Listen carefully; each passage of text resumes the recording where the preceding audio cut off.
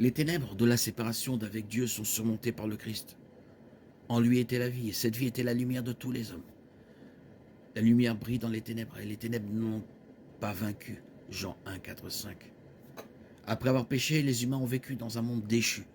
Tous les êtres humains naissent dans un état déchu de péché et de séparation d'avec Dieu, jusqu'à ce qu'une personne soit née de nouveau de l'Esprit de Dieu. Elle vit dans les ténèbres spirituelles.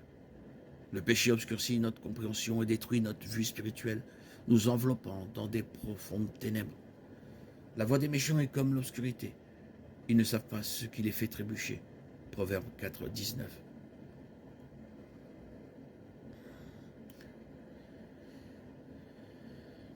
Moïse compare cet état de péché et de désobéissance à un tâtonnement, comme un aveugle dans l'obscurité, Deutéronome 28, 29. L'un des amis de Job parle de ceux qui sont perdus dans les ténèbres spirituelles. Les ténèbres les surprennent le jour et à midi ils tâtonnent comme pendant la nuit, Job 5, 14. Il dit: je t'envoie vers les païens pour leur ouvrir les yeux afin qu'ils passent des ténèbres à la lumière, de la puissance de Satan à Dieu. Alors ils recevront le pardon de leurs péchés.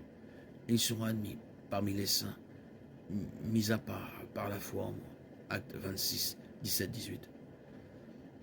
Après le salut, les croyants deviennent des phares de la lumière spirituelle du Christ. Autrefois, vous étiez ténèbres, et maintenant vous êtes lumière dans le Seigneur. Marchez comme des enfants de lumière. Éphésiens 5, 8.